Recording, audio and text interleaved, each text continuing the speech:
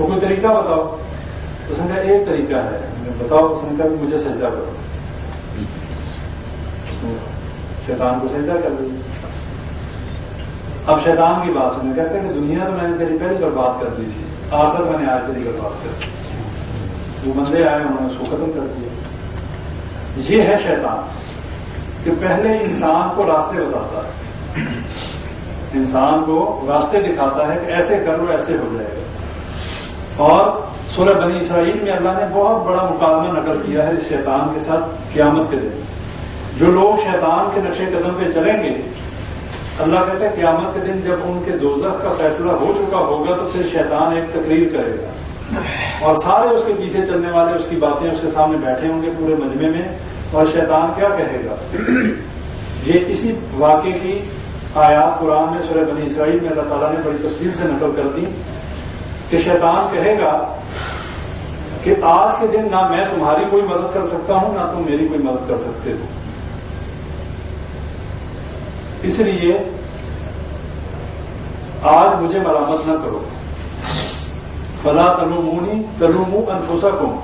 آج مجھے ملامت نہ کرو, اپنے آپ کو ملامت کرو. کیوں؟ وہ کہے گا میں نے کوئی زبردستی تو نہیں کی تھی, میں نے کوئی ہاتھ پکڑ کے تو گناہ نہیں کروایا تھا.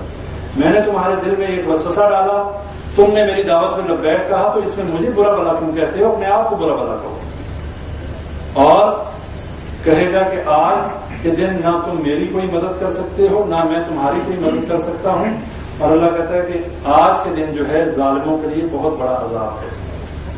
اب یہ شیطان وہ کہ جس کے کہنے پہ انسان ساری زندگی اپنی آخرت کو خراب کرتا رہتا ہے, قیامت کے دن جب یہ بری ذمہ ہو جائے گا, کہے گا میں تمہارے کسی کام کسی کرتوت کا ذمہ دار نہیں, آج اللہ کے عذاب سے مجھے بہت ڈر لگتا ہے. یہ بتائیں کہ ان لوگوں کی اس وقت کیا حالت ہوگی. ان لوگوں کی حسرت کا اندازہ کریں کہ جو لوگ اس وقت بے یار و مددگار اس اللہ رب العالمین کے ساتھ ٹکر لینے والے اور دشمنی کرنے والے اس دن کیا کریں گے.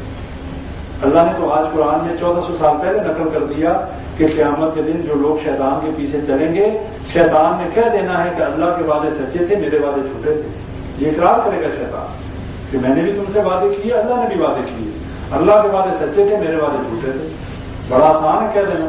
اب ادھر ہم لوگ بیٹھے ہیں, ہم میں سے کوئی شخص یا بھائی اٹھ کے کہے کہ آپ تمام لوگ یہ کام کرنا, میں آپ کو یہ جو ہے اس کے بدلے میں دوں گا. اگلے ہفتے یا 2 ہفتے کے بعد ہم وہ سارا کچھ کر کے آ رہے ہیں, وہ بندہ بھری محفل میں کہیں کہ میں نے کہا تھا ٹھیک ہے, میں نے جھوٹا وعدہ کیا تھا, میں تو نہیں دیتا. ہم لوگ کیا ادھر تو ہم شاید اس کے دستوں گریبان ہو جائیں, اس کے ساتھ ہم تلخ کلامی یا مار پیٹ تک نوبت آ جائے. لیکن قیامت کے دن کیا ہوگا جہاں ہم خود اللہ تعالیٰ معاذ اللہ ہمیں ان میں نہ کرے جہنمیوں میں, جب جہنم میں جانے کا فیصلہ ہو چکا ہوگا اور اس وقت شیطان کا کیا بگاڑ لیں گے. وہ بھی جہنم میں جلے گا اور ایسے لوگ بھی جہنم میں جلیں گے جو اس کے پیچھے چلیں گے. لہٰذا بھائیو اس شیطان کو اپنا دشمن مانیں. اس شیطان نے ہمارے ماں باپ کے ساتھ وفاداری نہیں کی, اس شیطان نے ہمارے آباء و اجداد کے ساتھ وفاداری نہیں کی, انہیں جنت سے نکلوا کے دم لیا اور ان کے سامنے ان کے سطر کھلوا دیے, اور اس کے بعد آج ہم اپنی اصلی گھر سے نکل کے اس دنیا میں اسی شیطان کی وجہ سے آئے. آج ہم جو اس دنیا میں اس معاش کے مسئلے میں اس معیشت اور اس اولاد اور اس آزمائشوں میں جو گھرے ہوئے ہیں اسی شیطان کی وجہ سے, ورنہ اگر یہ معاملہ نہ ہوتا ہم اپنے جنتوں والے گھروں میں ہوتے. اور اللہ نے جب ہمیں اس دنیا میں بھیج دیا, اب دوبارہ ہمیں اپنے اصلی گھر میں جانے کے لیے پھر محنت کی ضرورت ہے اور اس شیطان کو اپنا دشمن بنانے کی ضرورت ہے. اور اگر آج ہم نے اس شیطان سے پھر دوستی لگائی تو ہم اپنے اس گھر میں نہیں جا سکیں گے جس کا وعدہ اللہ نے متقین کے ساتھ کیا ہے. جو لوگ نیک اعمال کرنے والے ہیں ان کے لیے اللہ نے جنتوں کا وعدہ کیا ہے. اور اگر ہم نے اس شیطان کو اپنا دشمن نہ مانا, یہ ہم سے پہلے شرک کروائے گا, اگر ہم نے شرک نہ کیا تو پھر ہم سے بدعت کروائے گا, اگر ہم نے بدعت نہ کی تو یہ ہم سے پھر ریاکاری کروائے گا, ریاکاری نہ کی تو یہ ہمارے اندر فساد اور پھوٹ ڈلوائے گا. یہ اس کے ہتھیار ہیں.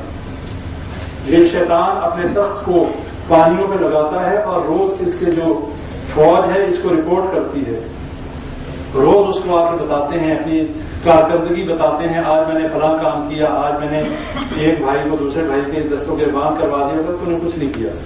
دوسرا کہتا ہے آج میں نے میاں بیوی کے اندر پھوٹ ڈلوا دی اور ان کے اندر ناراضگی کروا دی. کہتا ہے ہاں تو نے اصل کام کیا. میاں بیوی کے اندر علیحدگی کروانا، میاں بیوی کے تعلقات کو خراب کروانا، یہ شیطان کا سب سے بڑا ہتھیار ہے.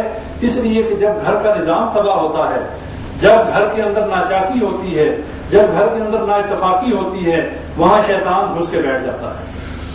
وہاں پھر خیر برکت نہیں رہتی، وہاں پہ اولاد کے مستقبل تباہ ہو جاتے ہیں، اور وہاں پہ پھر روز جھگڑا اور فساد، اور اس گھر میں پھر اللہ کی حکمرانی، نبی صلی اللہ علیہ وسلم کے فرامین کی بالادستی نہیں ہوتی. اور جس گھر میں شیطان گھس جائے، اسی لیے حدیث میں آتا ہے کہ رات کو سورہ بقرہ کی تلاوت کیا کرو. جس گھر میں سورہ بقرہ پڑھی جائے وہاں شیطان 3 دن تک داخل نہیں ہوتا. اور گھروں میں فرض نماز کے علاوہ نماز پڑھا کرو، اپنے گھروں کو قبرستان نہ بناؤ، اس لیے کہ قبرستان میں نماز نہیں پڑھی جاتی. یہ حدیث کے الفاظ ہیں. 2 جگہ ہیں جہاں پہ نماز نہیں پڑھی جا سکتی، ایک امام باتھ روم اور دوسرا قبرستان. باقی ساری جگہ جو ہے ہمارے لیے مصلی ہے، نماز پڑھنے کی جگہ ہے، پاک ہے. اور گھروں میں فرض نماز کے علاوہ سنتیں پڑھنا، نوافل پڑھنے چاہیے، تاکہ وہاں پر شیطان جو ہے وہاں سے نکل جائے. اور سورہ بقرہ جو ہے جس گھر میں پڑھی جائے، تلاوت کی جائے، اس گھر میں شیطان داخل نہیں ہوتا 3 دن تک. اپنے گھروں سے شیطان کو نکالیے، اپنے دلوں سے شیطان کی بالادستی کو کم کیجیے. جب ایک نیک کام کریں گے اللہ انشاءاللہ دوسرے نیک کام کی توفیق دے گا. اور جب ایک برا کام کریں گے ایک دل کے اوپر سیاہ نقطہ بھی لگے گا، اور اس میں لذت جو ہے شیطان ڈلوائے گا، دل میں خیال ڈالے گا فلاں گناہ کیا، کتنا مزہ آیا تھا، اب دوسرا. اور پھر ایک نہ ختم ہونے والا سلسلہ چل نکلتا ہے. اللہ سے دعا کریں اللہ تعالیٰ ہمیں اس عقیدہ توحید کا صحیح فہم نصیب فرمائے. اللہ تعالیٰ ہمیں جو عقیدہ توحید جنت میں جانے کے لیے لازم ہے، اللہ تعالیٰ ہمیں وہ عقیدہ توحید اپنانے کا شعور اور اپنانے کی توفیق دے. جتنی باتیں کی گئیں، جتنی بھی باتیں صحیح تھیں وہ اللہ کی طرف سے تھیں. اگر کوئی کمی کوتاہی تھی وہ میری اور شیطان کی طرف سے تھی. اللہ تعالیٰ معاف کرے، اور اللہ تعالیٰ ہمیں صحیح معنوں میں پکا اور سچا نبی صلی اللہ علیہ وسلم کو امتی بنائے. جتنے بھائی بیمار ہیں اللہ تعالیٰ سب کچھ شفا کاملہ اجر نصیب فرمائے. رب الناس انت الشافی لا شفاء الا شفاءک شفاء لا یغادر سقما. ربنا آتنا فی الدنیا حسنة وفی الآخرة حسنة وقنا عذاب النار. ربنا ظلمنا انفسنا وان لم تغفر لنا وترحمنا لنكونن من الخاسرین. رب ارحمهما كما ربياني صغيرا. ربنا لا تزغ قلوبنا بعد إذ هديتنا وهب لنا من لدنك رحمة إنك أنت الوهاب. يا حي يا قيوم برحمتك نستغيث. اللهم أجرنا من النار، اللهم أجرنا من النار، اللهم أجرنا من النار. اللهم إني أسألك الجنة وأعوذ بك من النار. اللهم إني أسألك الجنة وأعوذ بك من النار. اللهم إني أسألك علما نافعا ورزقا واسعا وشفاء من كل داء. اللهم إني أسألك علما نافعا ورزقا طيبا وعملا متقبلا. اللهم إني أعوذ بك من جهد البلاء ودرك الشقاء وسوء القضاء وشماتة الأعداء. ربنا تقبل منا إنك أنت السميع العليم وتب علينا إنك أنت التواب الرحيم. سبحان ربك رب العزة عما يصفون وسلام على المرسلين والحمد لله رب العالمين.